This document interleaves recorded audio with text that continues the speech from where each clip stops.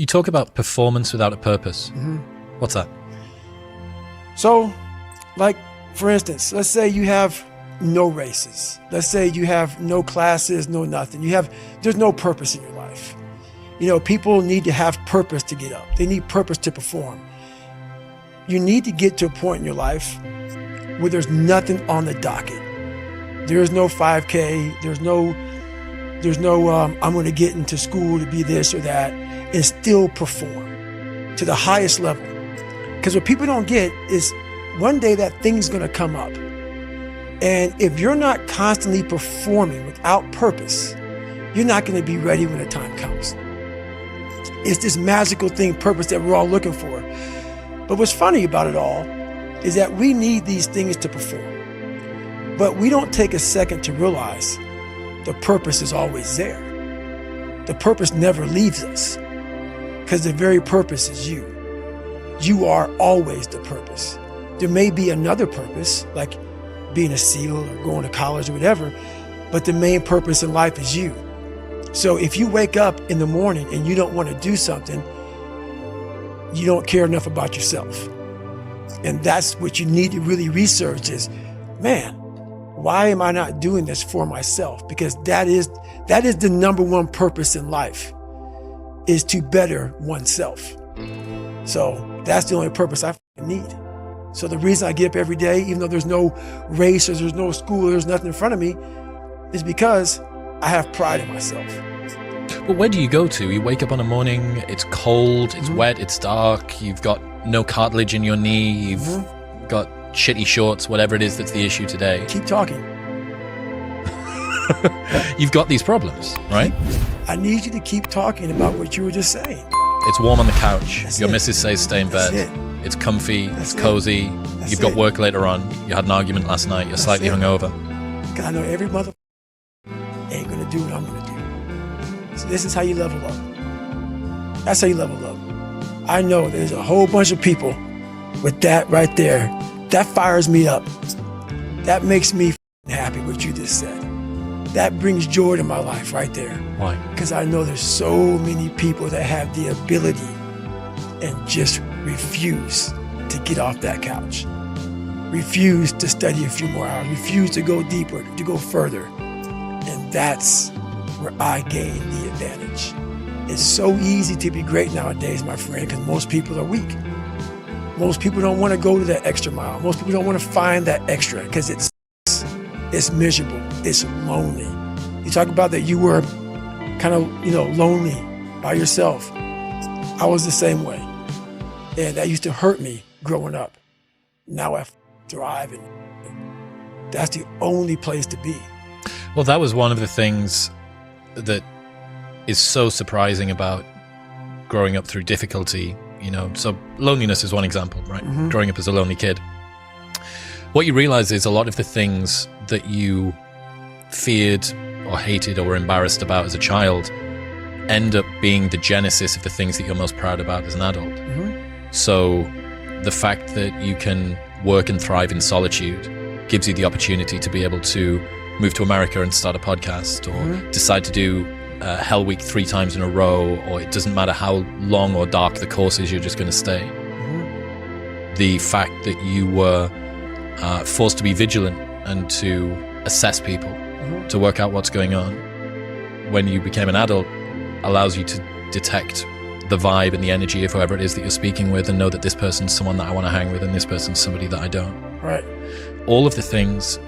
In fact, I would go as far as to say there's not one thing in my life that I see as a pure advantage that doesn't have a dark side to it, that came about at some other point as well. Right. So one of the reasons that I spent so much time as a kid in my bedroom listening to audio tapes, because I didn't have anyone to play with, right? Only child, a little bit sort of unpopular. Right. So I'd be in my bedroom listening to audio tapes. We go to the library every 2 weeks and we take the tapes back and we get new tapes, and I bring them and listen to them again. Right. But you roll the clock forward 20 years, and what's the 2023 version of an audio tape? It's a podcast. That's right. A lot of the things that you love and value in yourself in adulthood are the light side of something that you were ashamed, fearful, disgusted by when you were younger. Yeah, I mean, I think that comes from overcoming. A lot of people, wonder, how did you become this? How did you become so vulnerable? How are you doing a podcast now when you were this kid? You overcame things. You fought them. And now this is what happens. This is on the other side of overcoming.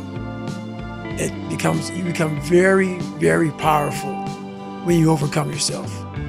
All those things you once cowered from, you were afraid of, when you face them eye to eye every day, you now become a person who has a great podcast. Let's say that there's someone listening who resonates with what you're talking about. Mm-hmm. They've been through trauma, they've been through hard times, Mm-hmm. but they keep breaking promises to themselves, and they're struggling to get off the couch, and they're having a pity party. Mm-hmm. How can they stop feeling sorry for themselves? That's a difficult one, because you have to want it. You have to want to be better. And it starts off with, you have to have pride in yourself. You have to have pride in yourself.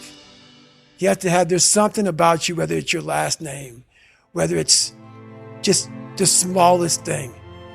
You have to be proud of yourself. And if you have no pride in yourself, I can't give it to you. Because you're always going to compromise. You're always going to fold. Always. I'm very proud of myself. That's why when people said, you know way you can do better than Can't Hurt Me.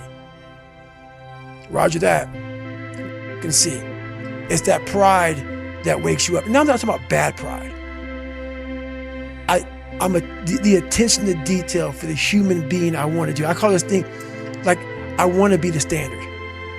I want to be that guy. Like, every place I went in the military, there was this ethos about how this place is, how we're going to live, how we're going to represent ourselves. And I walked around and I saw that most people didn't live up to that ethos.